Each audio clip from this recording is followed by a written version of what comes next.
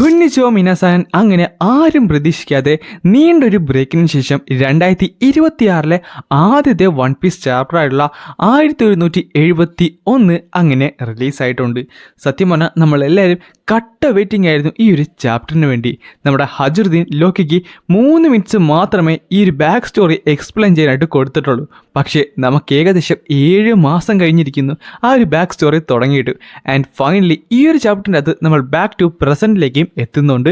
So നിങ്ങളെല്ലാവരും ചാപ്റ്ററിന് വേണ്ടി കട്ട വെയിറ്റിംഗ് ആണെന്ന് എനിക്കറിയാം. സോ വീഡിയോയിലേക്ക് കിടക്കുന്നതിന് മുമ്പ് നിങ്ങൾ ഈ പേജ് ആദ്യമായിട്ടാണ് കാണുന്നതെങ്കിൽ ഇതുപോലത്തെ കൂടുതൽ ഇൻട്രസ്റ്റിംഗ് ആയുള്ള ആനിമി റിലേറ്റഡ് വീഡിയോസിനെ പേജ് ഒന്ന് സബ്സ്ക്രൈബ് ചെയ്ത് വെക്കാൻ മറക്കണ്ട. പിന്നെ വീഡിയോ കണ്ടതിന് ശേഷം ഇഷ്ടപ്പെട്ടു കഴിഞ്ഞാൽ ലൈക്ക് ചെയ്യാനും നിങ്ങളുടെ കൂട്ടുകാർക്ക് ഈ വീഡിയോ ഒന്ന് ഷെയർ ചെയ്ത് കൊടുക്കാനും മറക്കണ്ട. സോ നമുക്ക് നേരെ എന്തായാലും വീഡിയോയിലേക്ക് കടക്കാം. അങ്ങനെ കഴിഞ്ഞ ചാപ്റ്ററിൻ്റെ അവസാനം എന്താണെന്ന് നോക്കി കഴിഞ്ഞാൽ നമ്മുടെ ലോക്കി റാഗ്നറിനെ ഡിഫീറ്റ് ചെയ്തുകൊണ്ട് നമ്മുടെ ഇമുവിൻ്റെ കൺട്രോളിലുള്ള ഹാർലിനെ ഡിഫീറ്റ് ചെയ്യുന്നുണ്ട്. അഥവാ ലോക്കിയുടെ അച്ഛനായുള്ള ഹാർലിനെ കൊന്നു കളയുന്നുണ്ട്. സോ ഇനി എന്ത് സംഭവിക്കുന്നു നോക്കാം. സോ ഈ ചാപ്റ്ററിൻ്റെ പേര് റാഗ്നിയർ എന്ന് തന്നെയാണ്. ആൻഡ് ഈ ചാപ്റ്ററിൻ്റെ കവർ പേജിനകത്ത് നമുക്ക് നമ്മുടെ സോറോനെയാണ് കാണാൻ സാധിക്കുന്നത്. സോറോൻ്റെ തലയിലാട്ടെ ചെറിയൊരു പൂച്ചക്കുട്ടിയും ഇരിപ്പുണ്ട്. സോ ഇനി ചാപ്റ്ററിലേക്ക് ഒഫീഷ്യലി കടക്കാൻ നേരത്ത് നമ്മുടെ എൽബഫിൻ്റെ ആ ഒരു ക്യാസിലാണ് കാണാൻ സാധിക്കുന്നത്. അവിടെ നമ്മുടെ ഗബാൻ പറയുന്നുണ്ട്, ഹാർഡിലെങ്ങാനും ഈ ക്യാസിൽ ഈ ഒരു അവസ്ഥയിൽ വിട്ടിരുന്നെങ്കിൽ പുറത്ത് നടക്കാൻ പോകുന്ന ഒരു ഗ്രേറ്റ് ആയുള്ള കലാമിറ്റി തന്നെയായിരിക്കും. ഉള്ളത് പറയാനാണെങ്കിൽ ഈ ഒരു ഫൈറ്റിൻ്റെ ഇടയ്ക്ക് എൻ്റെ എല്ലാ പ്രതീക്ഷയും നഷ്ടപ്പെട്ടിരുന്നു. എത്ര അറ്റാക്ക് ചെയ്തിട്ടും എത്രയൊക്കെ അവനെ വോൺ ചെയ്തിട്ടും അവൻ്റെ ബോഡി വീണ്ടും റിപ്പയർ ചെയ്തുകൊണ്ടേയിരുന്നു. ആൻഡ് അതിലും വലിയ ഷോക്കിംഗ് ന്യൂസ് എന്താണെന്ന് വെച്ചാൽ ആ ഒരു ഹാറിനെ ഒരുത്തൻ സ്റ്റോപ്പ് ചെയ്തിരിക്കുന്നു. ജാറുൽ, ഈ ഒരു സീക്രട്ട് ട്രഷർ ഇത്രയധികം പവർഫുൾ ആയിരുന്നു എന്ന് നിനക്കറിയാമായിരുന്നു? സത്യം പറഞ്ഞാൽ എനിക്കിതിനെപ്പറ്റി ഒന്നും അറിഞ്ഞൂടായിരുന്നു. എന്തായാലും ഒരു കാര്യം ഉറപ്പാണ്, ഇവിടെ ലോക്കി എങ്ങനെയും ഇല്ലാത്ത ആ ഒരു സാഹചര്യം എനിക്ക് ഓർക്കാൻ പോലും പറ്റുന്നില്ല. അങ്ങനെ ഉണ്ടായിരുന്നെങ്കിൽ ഇവിടെ എന്തായിരിക്കും സംഭവിക്കാനായിട്ട് പോകുന്നത്? പിന്നെ കാണിക്കുന്നത് നമ്മുടെ ഷാങ്സിനെയാണ്. ഷാങ്സിൻ്റെ അടുക്കെ നമ്മുടെ ഹാറിൽ പറയുന്നുണ്ട്, നിനക്കറിയാവോ, ഞാൻ ഗോഡ്സ് നൈറ്റിൽ ചേർന്നിരിക്കുന്നു. ഇത് എൽബഫിൻ്റെ ഒരു പുതിയ തുടക്കത്തിനാണ് കാണിച്ചു തരുന്നത്. അത് കഴിയുമ്പോൾ നമ്മുടെ ഷാങ്സിൻ്റെ അച്ഛനായുള്ള ഫിഗർലാങ് ഗാർലിംഗ് പറയുന്നതാണ് കാണിക്കുന്നത്, മകനെ നീ പറ, നിനക്ക് എന്താണ് വേണ്ടത്? നിനക്ക് എന്ത് വേണമെങ്കിലും ഞാൻ നിന്റെ കാൽ ചൊട്ടി കൊണ്ടേ വെച്ച് തരും. നീ എൻ്റെ പ്രിയപ്പെട്ട പുത്രനാണ്. നീ ഒരു മോശമായ ജീവിതമാണ് അവിടെ ജീവിച്ചതെന്ന് എനിക്കറിയാം. നീ അവരെ പറ്റി ആലോചിക്കേ വേണ്ട. അവരെ കോമണേഴ്സ്, അവരൊന്നും മനുഷ്യരായി പോലും നമുക്ക് കൂട്ടാൻ സാധിക്കത്തില്ല. ഈ സമയത്ത് തന്നെ ഷാങ്സ് അവൻ്റെ കയ്യിൽ മുറുക്കി പിടിക്കുന്നുണ്ട്.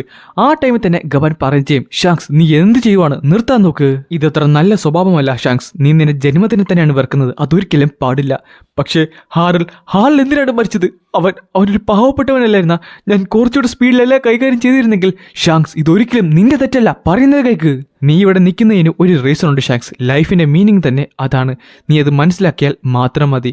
അത് കഴിഞ്ഞ് കാണിക്കുന്നത് നമ്മുടെ ലോക്കിനെയാണ്. ലോക്കിയാട്ടെ ഹാറിൻ്റെ ബോഡിയുടെ തൊട്ട് സൈഡിൽ ഇരിപ്പുണ്ടായിരുന്നു. അവൻ പറയും ചെയ്യും, ഒരു കൺട്രീനെ അളവില്ലാതെ സ്നേഹിച്ചു കഴിഞ്ഞാൽ ഇതാണോ സംഭവിക്കാനായിട്ട് പോകുന്നത്? ഇത് അത്രയും മോശമാണെന്ന് പറഞ്ഞിട്ട് ലോക്കിയായിട്ട് അവിടെ നിന്നുകൊണ്ട് കരഞ്ഞുകൊണ്ടിരിക്കുകയാണ്. ലോക്കിക്ക് കണ്ണുനീര് പിടിച്ചു വെക്കാൻ പറ്റുന്നില്ലായിരുന്നു.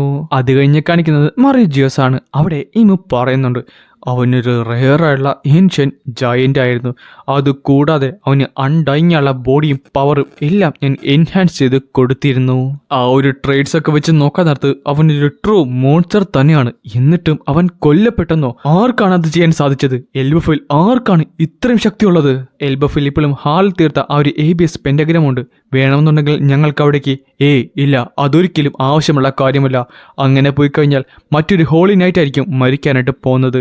എല്ലാത്തിനും ഒരു പ്രൈസ് ഉണ്ട്, അത് ഇമുവും പേ ചെയ്യേണ്ടതായിട്ട് വരുമെന്നും പറഞ്ഞിട്ട് ഇമുവാട്ടെ അവിടെ കിടന്ന് ചുമക്കുന്നുണ്ട്. ഹാറൽ മനുഷ്യരുടെ അടുത്തേക്ക് വരെ തല താഴ്ത്താറുണ്ടായിരുന്നു. അവൻ എല്ലാവരോട്ട് കമ്മ്യൂണിക്കേറ്റ് ചെയ്യാറുണ്ടായിരുന്നു. എല്ലാ നേഷൻസും എല്ലാ മനുഷ്യരുടെ അവൻ ശരിക്കും നോർമലായിരുന്നു. എന്നിട്ടും അവൻ ജനിച്ചത് എവിടെയാണ്? ആ സാവേജ് ബ്ലഡിന്റെ നടുക്ക്, ജയൻസിന്റെ ഇടയിൽ. അവൻ ഒരു മടിയും കൂടാതെ ഗവൺമെന്റിന് മുമ്പിൽ അവൻ അടിയറവ് പറഞ്ഞു. അത് അവനെ നശിപ്പിക്കുമെന്ന് അവൻ അറിയാഞ്ഞിട്ട് കൂടിയും എൽബഫ് ഇതുവരെ ഇതേപോലത്തെ ഒരു രാജാവിനെ കണ്ടിട്ടുണ്ടാകത്തില്ല. ഏൻഷ്യൻ ജയന്റിന്റെ കോർപ്പറേഷന് വേണ്ടി നമ്മൾ ചെയ്തതല്ല ഒരിക്കലും കിട്ടാത്ത ഒരു ചാൻസിന് വേണ്ടിയായിരുന്നു. എന്നാൽ കിട്ടിയ ഔട്ട്പുട്ടോ അത് അത്രത്തോളം ഡിസപ്പോയിന്റ്മെന്റ് ആണ് സമ്മാനിച്ചത്. ഇതെല്ലാം ചൂണ്ടിക്കാണുന്നത് ആ ഒരൊറ്റ സത്യത്തിലേക്കാണ്. ഹിസ്റ്ററി ഒരിക്കലും കള്ളം പറയുന്നതല്ല. ഇതൊരിക്കലും നമുക്ക് യോജിച്ചൊരു കാര്യവുമല്ലായിരുന്നു. മറക്കണ്ട, എൽബഫ് എപ്പോഴും ഡിയിൽ. പിന്നെ പെട്ടെന്നാണ് ആ സീൻ കട്ടാക്കി നമ്മൾ വീണ്ടും എൽബഫിലേക്ക് പോകുന്നത്. ഇമു എൽബഫിനെ പറ്റിയുള്ള എന്തൊരു വലിയ ഡീറ്റെയിൽ ആയിരുന്നു അവിടെ സംസാരിച്ചിട്ടിരിക്കുന്നത്. അത് മാത്രമല്ല, എൽബഫിന് ഡിയുമായിട്ട് എന്തൊരു ഡയറക്റ്റ് കണക്ഷൻ കൂടിയുണ്ട്. പിന്നെ ജാറിലാണ് സംസാരിക്കുന്നത്, ലോക്കി ഇങ്ങനെയാണെങ്കിൽ ഈ രാജ്യം ഉറപ്പായിട്ടും നശിക്കുന്നതായിരിക്കും. ഓൾ ടൈമർ, ഞാനെന്തായാലും കടലിലേക്ക് പോകുവാണ്. ഇവിടെ സർവേ ചെയ്ത സോൾജേഴ്സൊക്കെ എൻ്റെ കൂടെ വരട്ടെ. ലോക്കി, അപ്പോൾ ഹാർലിൻ്റെ അവസാനത്തെ റിക്വസ്റ്റോ അത് മറ്റൊന്നുമല്ലായിരുന്നു, എൽബഫിനടുക്കെ സത്യം പറയണമെന്നായിരുന്നു. അതെല്ലാം നിങ്ങൾ മറന്നേക്ക്. ഒരിക്കലും എനിക്ക് ആ സത്യം ഇവിടെ പറയാൻ പറ്റത്തില്ല. അതേപോലെ തന്നെ ഒരു കാര്യം കൂടെ എനിക്ക് പറയാനുണ്ട്. ഇവിടെ ഇന്ന് സംഭവിച്ചതിനെ പറ്റി ഒരാളും പുറത്ത് ഒരു വാക്ക് പോലും പറയാൻ പാടില്ല. അങ്ങനെ പറയാതിരുന്നു കഴിഞ്ഞാൽ ഇവിടെ എന്ത് സംഭവിക്കണം നിനക്കറിയാവേ? ആരെ ബ്ലെയിം ചെയ്യുന്നു നിനക്കറിയാവുന്നതല്ലേ? അതെപ്പോഴും അതുപോലെ തന്നെയല്ലേ? താങ്കൾ തന്നെ ആലോചിച്ച് നോക്ക്. ഞാനിവിടുത്തെ രാജാവായി കഴിഞ്ഞാൽ ഫാദറിന്റെ ഐഡിയൽസും ഞാനുമായിട്ട് ഒരിക്കലും ചേർന്ന് പോകുന്നതല്ല. ആൻഡ് എനിക്ക് കിട്ടിയ ഈ പുതിയ എബിലിറ്റീസ് വെച്ചുകൊണ്ട് ഞാൻ പ്രതികാരം ചെയ്യാൻ പോകുവാണ്. എൻ്റെ അച്ഛന് വേണ്ടി ഞാനും ഇവിടെയുള്ള ബാക്കിയുള്ള സോൾജേഴ്സും അവിടേക്ക് പോകുവാണ്. ലോക്കി, മണ്ടത്തരം കാണിക്കില്ലേ? വേൾഡ് ഗവൺമെന്റ് എന്ന് പറഞ്ഞ ഒരു വലിയൊരു ഓർഗനൈസേഷനാണ്. അതത്ര എളുപ്പമായിരിക്കത്തില്ല. അത് കഴിഞ്ഞ് എൽബഫിലെ ആ സത്യം നാട്ടുകാരെല്ലാവരും അറിഞ്ഞു. നിങ്ങൾ അറിഞ്ഞു, ക്യാസിൽ അറ്റാക്ക് ചെയ്യപ്പെട്ടു, യുവർ ഹൈനസ്. അത് കഴിഞ്ഞ് നേരെ നമ്മൾ പ്രസന്റിലേക്ക് എത്തിയിട്ടുണ്ട്. ലോക്കി പറയുകയും ചെയ്യും. അത് കഴിഞ്ഞ് ഞാൻ കടലിലേക്ക് ചെന്നിരുന്നു. ഹജറുദ്ദീൻ, നിങ്ങൾ തിരിച്ചു വന്നില്ല ഐലൻഡിലേക്ക്. ആ സമയത്ത് ഈ ന്യൂസ് എല്ലായിടത്തും പറഞ്ഞിരുന്നു. ലോക്കിയായിരുന്നു അതിനെല്ലാം കാരണമെന്ന്. പിന്നെ ഞാനായിട്ട് അതൊന്നും തിരുത്താനായിട്ട് പോയില്ല. പക്ഷെ ഒരു കാര്യം പറയാം, ഞാൻ എൻ്റെ അച്ഛനെ മനഃപൂർവ്വം കൊല്ലാനായിട്ട് അത്ര ഭ്രാന്തനൊന്നും അല്ലായിരുന്നു. അതെല്ലാം അങ്ങനെ തീർന്നുകൊണ്ട് മാത്രമാണ് ഞാനത് ചെയ്തത്. നീ പറ ഇതെല്ലാം എൻ്റെ മനസ്സിൽ നിൽക്കാൻ നിർത്ത്. ഞാൻ സത്യം മുഴുവൻ ഈ ലോകത്തിട്ട് വിളിച്ചു പറയണമായിരുന്നു.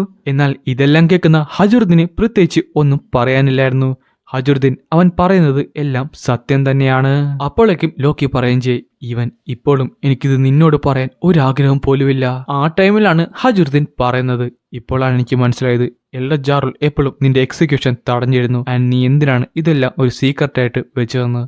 അച്ഛൻ്റെ മരണം അത് വേൾഡ് ഗവൺമെന്റിന്റെ മാനിപ്പുലേഷൻ കൊണ്ടാണെന്ന് എനിക്ക് മനസ്സിലായി. ആ സമയത്ത് ഗബൻ പറയുകയും ചെയ്യും, വേൾഡ് ഗവൺമെന്റ് എപ്പോഴും ഇതേപോലെ തന്നെയായിരുന്നു, എല്ലാവരുടെയും എനിമിയായിരുന്നു.